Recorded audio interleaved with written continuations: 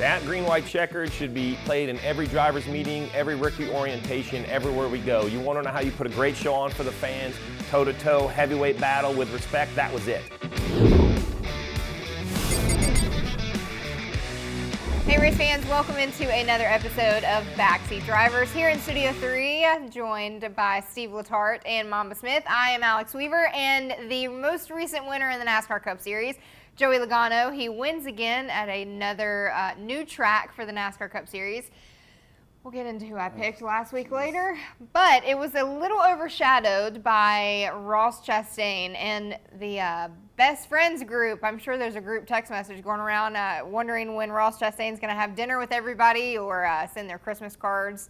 No, it's not happening with literally everybody. But let's get in first to Denny Hamlin versus Ross Chastain, because this one was, I don't know, Stage 2, start of Stage 2, end of Stage 2, beginning of the final stage, the end of the final stage. It just carried on for a lot longer. So, Steve, let's start with you on this one. What was your take on just Ross versus Denny? Well, listen, Ross has always been an aggressive driver. We've known that about Ross. But I was one of the analysts that defended him at his win at the road course after moving A.J. Allmendinger. But I did that because he had built up a lot of credit with some discretion. He actually avoided some incidents earlier this year.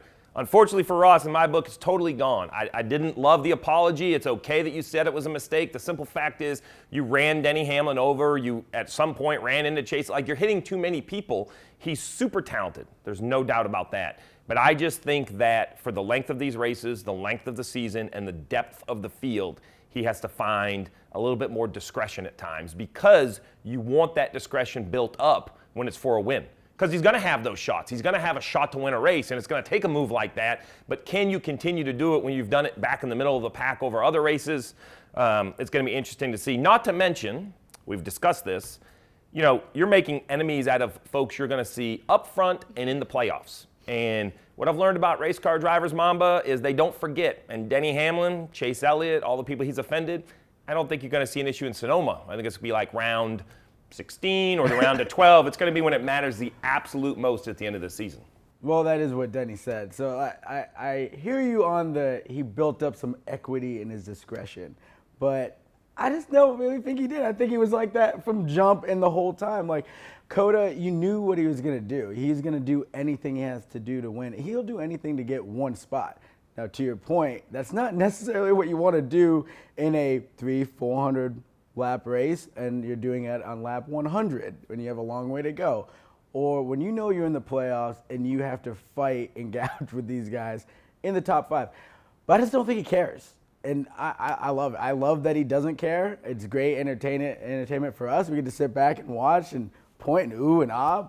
But he's gonna have some struggles in the playoffs. There's no doubt, because like we talked about off air, is these other guys, they're watching what you're doing. They might not have been involved with that, but they're watching how you race other people, and now they're gonna race you the same. And like versus Logano and Byron, Logano, he goes back and forth, to your point. He gets some of that credibility. Ross is he's really kind of scratching that card off real quick. Yeah, but the difference is Logano owns it. Yeah. So here's my problem. You can't win 2 cup races and then just tell me you completely missed a corner and ran a guy over. I mean, I could hit a guy because I can't drive. But like, he can drive. So the Logano defense is, at least after Darlington, he got out and said, yes, absolutely, I ran him over. And I was like, like it or not, I'm like, oh, okay, I can, as a fan, because that's really what we're talking about. As a fan, you can then choose to like Logano's style. But if I'm a Ross Chastain fan, I don't know what to think or believe. Are you the guy that moved a guy for the win, and now you hit Denny, but you say you didn't mean to, and then you apologize? I'm super confused by it. I don't buy it all. I'm going to tell you this. Yeah. He does it on purpose, but he also wants you to feel bad because he feels bad. Yeah. He don't care. Okay. All right. Well, speaking of feeling bad, he also, as Steve mentioned, he got into Chase Elliott. B.J. McLeod. You tell me if you want to see B.J. McLeod in a dark alley, because I do not. But here's what Ross had to say following the race at Gateway.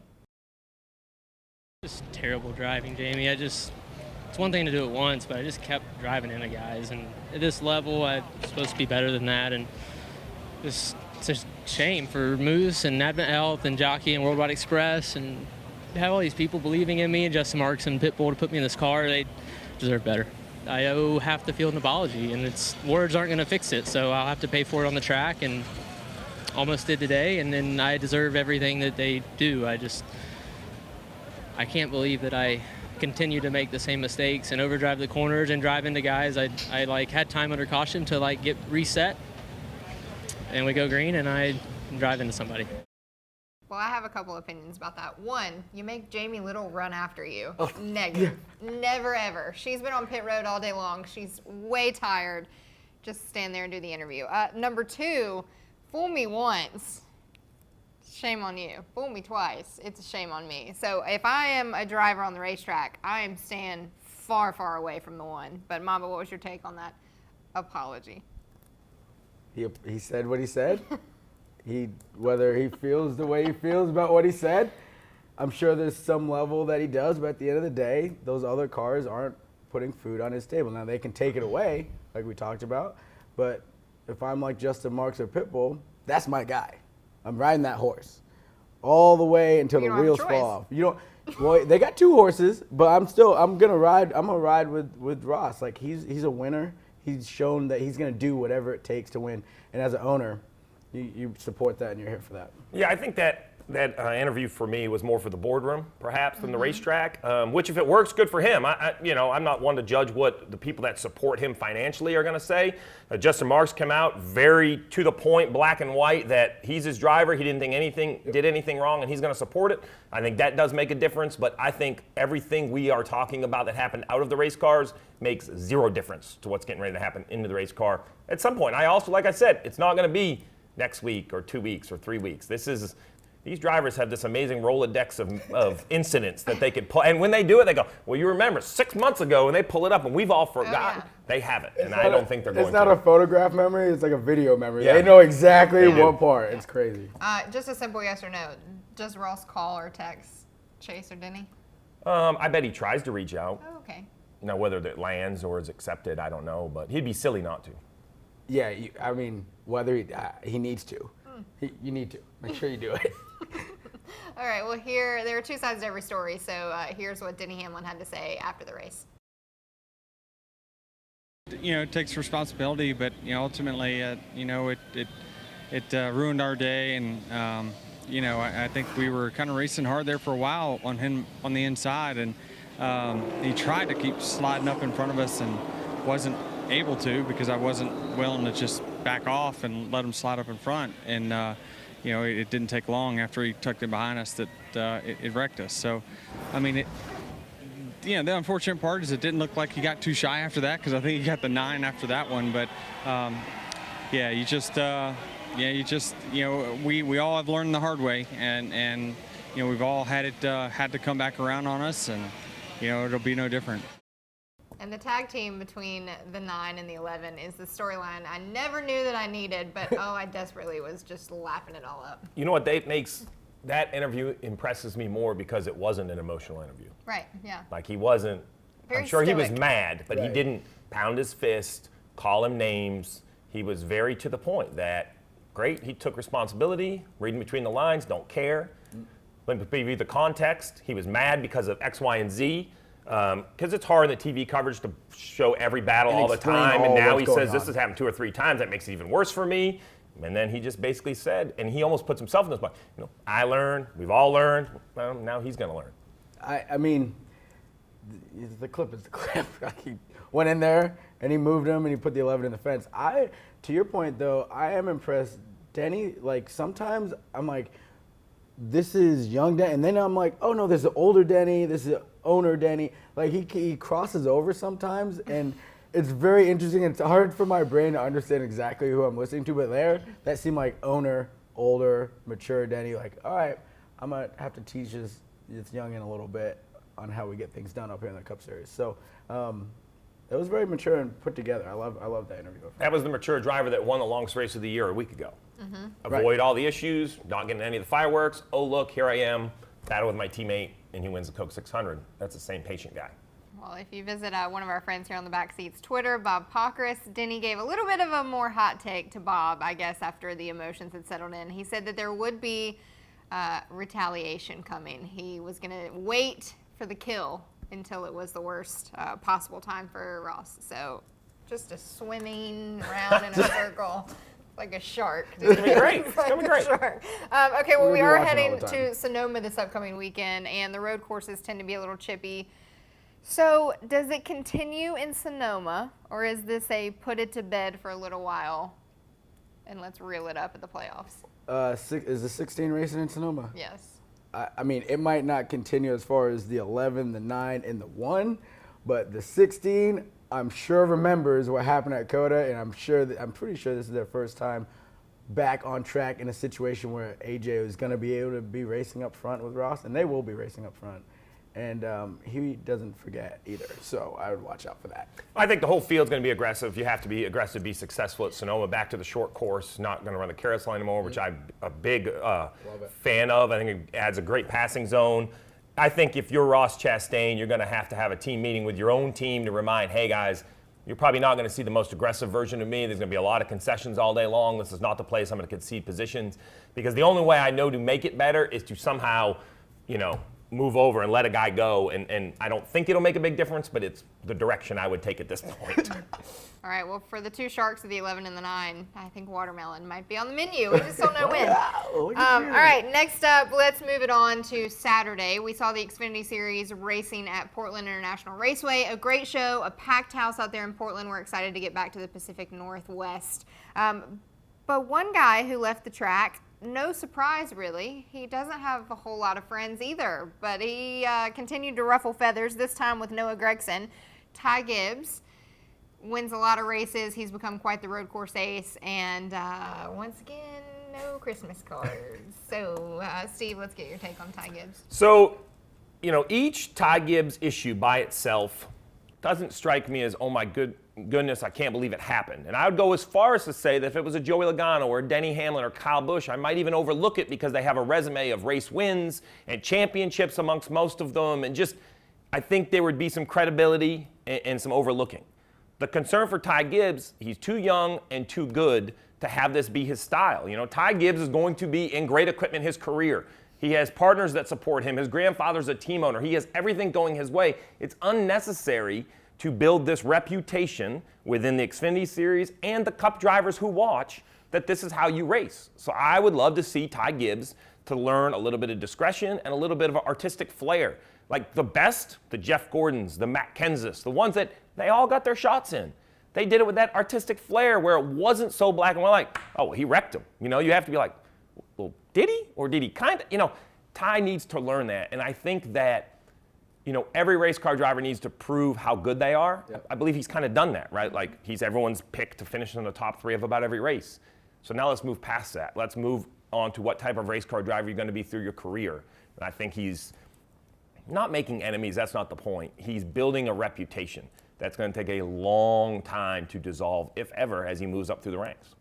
Yeah, and when you make that step up, and this is what you've been doing, and you're going to be in fast equipment, them boys at the couple over, they're just not going to deal. They're just not going to give you any slack. Like, you're going to have no credibility that, I'll give them the benefit of the doubt they didn't mean to run into me.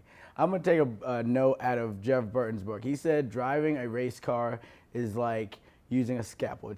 There's an art to driving a race car. And need to see he has all the tools to be one of the Pablo Picassos of driving a race car. He's very good at this age. He just needs to slow down. I feel like it's emotional for him.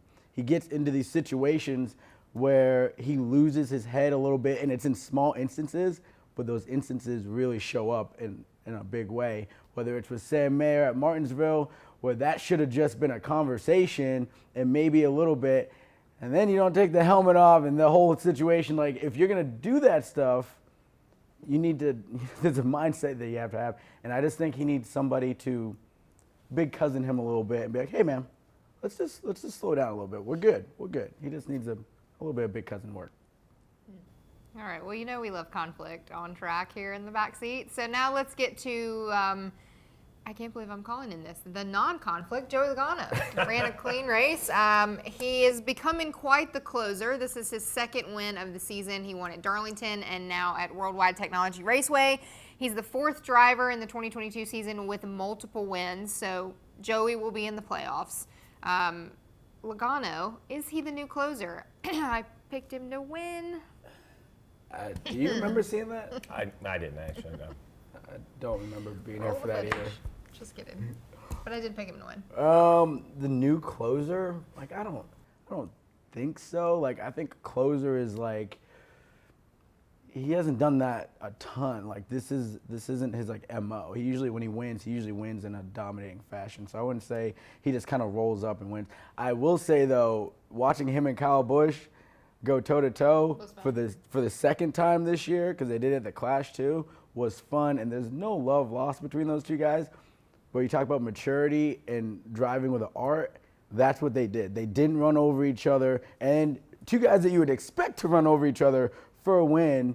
And they did it with grace, and that's the beautiful part of how they finished that race. That green-white checkered should be played in every driver's meeting, every rookie orientation, everywhere we go. You want to know how you put a great show on for the fans, toe-to-toe, heavyweight battle with respect, that was it. I'm always good with, tire marks on a door. Yep. It's bumper to bumper I have a problem with, right? Because tire marks on the door is maybe I drove in too hard, maybe you held me down too much. Those two had back-to-back crossovers. It was exciting to watch. It was a great race to watch. Is Joey Logano the new closer? Joey Logano is the kind of everything. I'm not willing to give him a label of a closer. He's a champion. He wins a ton of races. Penske's cars are known to fire very well. Richmond, Loudon, they're not the green-white cars you want to line up next to for a green-white checker. I mean, they're there. They really do fire off. Kyle said it. Good long-run car. Didn't go his way.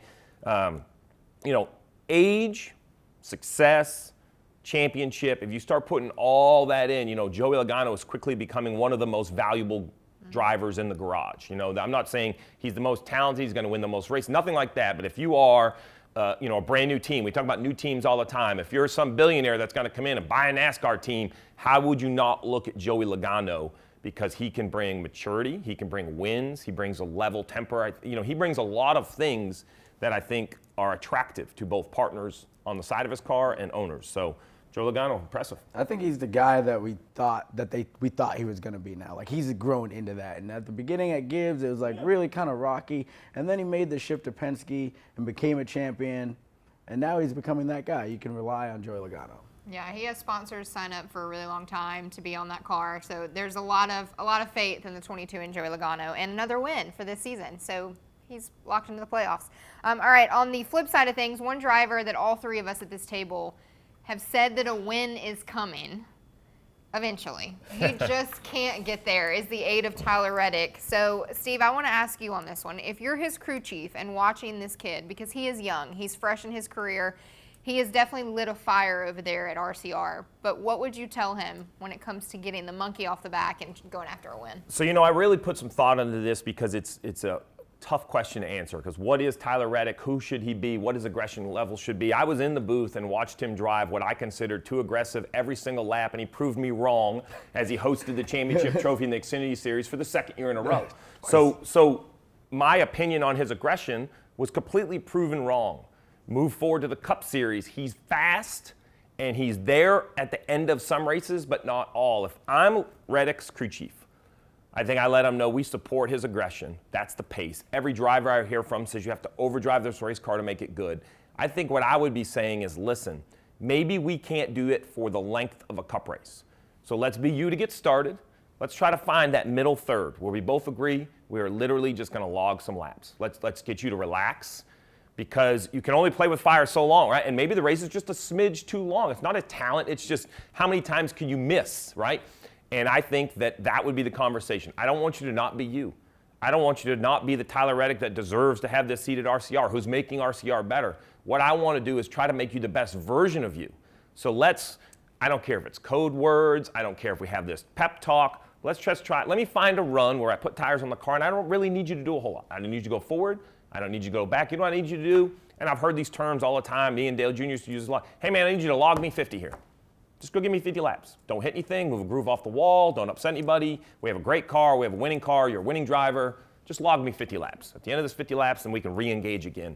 That sounds silly, it sounds easy. You know how hard it is to coach a driver back, but that's what I would do for Reddick, because I love what he is. It's just I don't know if you can do it for 500 miles every single week. Well, I think that's a great point, because you looked at Kyle Larson when he was over at Ganassi before that. He was trying to do that, exact thing, run as hard as possible for the entire race. Like, he never lifted. And, you know, me and some of the other drivers have talked about that line. There's that line of maximum grip and maximum everything, and it keeps moving back. Well, the driver keeps trying to be here. You got to stay on that line. Kyle's learned to be on the razor edge of it all the time. And Reddick is very much a Larson-style driver, but I think, to your point, he just needs to slow down. Like, let's just take a run. We don't need to go 100 miles, 1,000 miles an hour the entire race. Just roll it for a minute, cool our stuff down, make sure we have something for the end. Yeah, because the counter is, if they can do that, and he starts showing up in the front 2 or 3 rows in the last 20 or 25 laps. Tough. Kyle Busch's, Logano's, all of those guys, because now here's a guy who I think they all think is talented. Man, we don't know all his moves. Yeah. So what is he going to, you know, I think, you know, it's an unfair statement and people don't love to hear it, but the trophy gets paid only 1 lap. Yeah. And you got to get to that last lap. You got to be there. You got to be can't there. win if you ain't in it. Yep. There's no denying that Tyler Reddick will get a win in the NASCAR Cup Series. Every driver has thought he would get a win this season, so do all 3 of us. So it's coming. It just needs to put together a solid 50 laps. Log me 50, Reddick. Log me 50. All right, rapid response powered by 5 Hour Energy. A sold-out crowd at Worldwide Technology Raceway. St. Louis, you guys wanted a cup race. I guess I should say Madison, technically, but right outside of St. Louis. You wanted a cup race. You got a cup race, and man, did you show out. It was such a fun race, a packed house there. And I even saw shirts that said Cup Time. There were towels that said Cup Time. You guys bought into it. So, Steve, let's give a rating for the crowd at Worldwide Technology. Oh, it's a 10. And I look at it very simple this way. I think the NASCAR schedule has some marquee events that should never be altered, never be moved. Other than those, I think everything's on the table. And I think NASCAR has done it. They've proven that we can go a bunch of different places. We went to a Coliseum. Yep. Now we've been to Worldwide Technology. It's very simple. Don't confuse how good the race is to what the drivers want, to what we want in the media. This should be and always will be a fan sport. And if the fans come out and it's sold out, go back until it isn't. I don't care how good the race is, isn't, whatever. And that should be a shot across the bow to every track that can't sell out. If you can't fill your seats, put yourself on notice, because there are other places that can. So whether that's the track, the fans in that area, support your local track. Support your favorite track. The fans and the tickets do the talking in my mind, so a 10 in Worldwide Technology. Hear, hear. I mean, I'm here for it. Right? Listen, y'all know how I feel about the fans this year. You guys have been showing out, and thank you so much, because I've been battling these people on Twitter. And every time you show out, I get to puff my chest out just a little bit further. So shout out to St. Louis for showing up. Gateway was amazing. I know it's hot. It's always hot at Gateway. It's never not hot. But I love that. I actually had that thought earlier this week. We should reward the fans, because it's the track, but reward the fans that are showing up. If you show out, we're going to come back. We're going to keep coming back until it starts to dwindle, then it will make a change. But if you show out, I want to see us going back there. So shout out to the fans. All right, I know that Kevin Harvick is one tough cookie. So for him to be a little shaken up, we know it was a hard hit, obviously, there at Gateway. But if the playoffs were to start right now, Kevin Harvick is the first one below the elimination line. He has no wins. He didn't get a win in 2021. He doesn't have a win yet in 2022. So do you worry about the 4? Can't believe I'm asking this, because I don't know if I've ever worried about Kevin Harvick. You know, the easy answer is no, but the easy answer was no for Jimmy Johnson for the last 2 years of his career. You know, I don't doubt Kevin Harvick's ability one bit. I don't doubt Rodney Childers' ability one bit. So the answer is no. I don't think there's worry for Kevin Harvick, because there's no reason to be worried. He has championship trophies. He has a resume. He's very comfortable. In his talent, if he never wins another race again. Now, does he want to win? Yeah, there's not a more fiery competitor. Yeah. But I just don't think there's worry. Like this weekend, I'm not sure what happened to tires, brakes. It was hard to say on the replay. You just hate to see a guy, to your point, be shaken up after a hit like that. My concern, if there is one, is the schedule. We've had this conversation, 4 road courses, 2 super speedways by the end of the regular season. I think it really comes down to who else wins. If we get a bunch of other winners, it starts to kind of squeeze the vice on the 4. But if you say, can he score enough points? Oh, man, I don't think there's anyone that can just grind into 7th place finishes every single week and gobble up the points if needed. Yeah, if we're talking making it on points, like making it in, as long as it's points, no worries. If it's having to get a win, it's a little bit different. But there's nobody that is working harder for that group than Kevin Harvick. Kevin Harvick is putting in the work on Mondays every Monday for the last 20-something years. That's what he does. That's why he's a champion. That's why he's a leader over at SHR. And if you don't think that what his work putting in is affecting the other cars and making them better, it definitely is. They just haven't put it together yet to have the speed, the raw speed. So I'm not worried about Kevin Harvick and Rodney Childers in that 4 group. They know what they need to do. They're champions, and they know how to win races. I'm not worried. Does he win this year? This year? Mm-hmm. Yeah. No.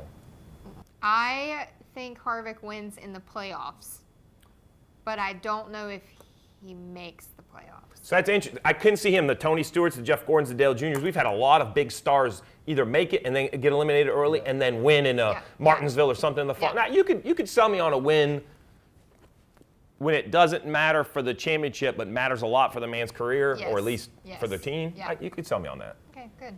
I'm selling. Lemonade stand. I'm selling. All right, backseat bets presented by BetMGM. These were either funny or a little difficult for me this week. So let's see what the 2 analysts here on the table think. First up, Joey Logano versus Kyle Busch. They love each other. Kyle Busch. Kyle Busch. Logano. Why not? All right. Momentum. Momentum. I ride momentum waves.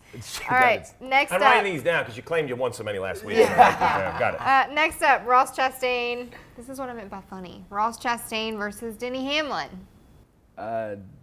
Denny Hamlin. yeah. Ross Chastain's hoping to see every lap. Yeah, I think Denny. If those two have, and it's one-on-one, I know they might not be racing one-on-one, but if they are, I'm going with the 11. Yeah, I'll take DH. Okay, so I had the 1 circled. I had Ross, but after talking here on the table, I'm switching that. I'm going with the 11 just because I forgot about AJ Allmendinger. I forgot that there's a lot of people who probably are not going to let Ross Easy to finish run that you race. off the track Yeah. at Sonoma. Yeah. You know what I mean? Sorry. Ross should adopt a sheep at Sonoma because that might be all he gets this weekend. All right, next up, AJ Allmendinger versus Austin Cindric, AJ 2 road Allmendinger. course ringers. Wow, that took no time. So I'm taking Dinger because I do believe in karma, right? He got run over the last time, and I think he's going to be really, really good. Cindric is good, not knocking Cindric. Yeah. But AJ Allmendinger, just Google the 2 of them and look at the number of starts. AJ has a lot of time at these tracks, specifically Sonoma. Cindric, not so much. The Dinger. Oh, you're changing your circle again, aren't you? I didn't circle this one. I think I'm going with the Dinger. See, that's interesting. Okay. Why? No, nothing. I want to Go see ahead. your. I want to But see. you your- can lead on this one Yeah. then. Why don't you go? Here, I'm going to cover my paper. Okay. Mine I actually don't circle anything, so no one knows what I'm thinking. No cheating this Lead on time. this one. No Okay, cheating. Next up, the 2 young guns in the NASCAR Cup Series, Chase Briscoe versus Christopher Bell. Oh no, I circled Bell. I like once again, I'm riding momentum. I like the speed. I know that Chase Briscoe just won the pole at Gateway, had a lot of speed in that 14, but I just think over the course of the season, so far, the driver that has shown up for me the most has been the 20 of Christopher Bell out of those 2. The driver. I'm gonna go off and tell you it's Briscoe. She I said the 20 showed up more than the 14 this year. Speed-wise, Briscoe has 1 win at Phoenix. I know. Hey, listen, if you don't look up the stats, you can make them up as you go. It's totally fine. Chase Briscoe. Yeah, now listen, Christopher Bell, these are great, these are good picks because I do believe, other than maybe the Chastain and Hamlin, and maybe Chastain will prove us all wrong, Yeah. I think Briscoe and Bell are going to be right there in the mix. But Briscoe, we know he'll throw a Hail Mary at the end, and I think that's the only way he perhaps gets beat by Christopher Bell, but I mean, he's going to be fast. He's good at road He's courses. fast. He I is didn't say he's fast. not. No, we're letting you pick first from now on. I like that. Come This on, is why I like Phil. working with Come Steve. on, You got 20. my back. All right, we are heading to Sonoma. It's wine country for the NASCAR Cup Series. It's the last race that will be on Fox for this season before we get to hear this voice every single weekend. It's like music to our ears. But it will be a fun one out there in Northern California. Sonoma is a beautiful racetrack. It's a road course. We haven't been road course racing in a little while. So let's make our Sonoma picks for Sunday. I'm not leading this one. Oh, I'll go. I'll go. Yeah, go ahead. Give me the 16 all day, every day, and twice this Sunday if it's a road course. Look, AJ is now, look up the stats, he is now, Oh, we're back on the stats. well, yeah, we're on stats because it's a real stat. He is now the most road course winning driver in NASCAR.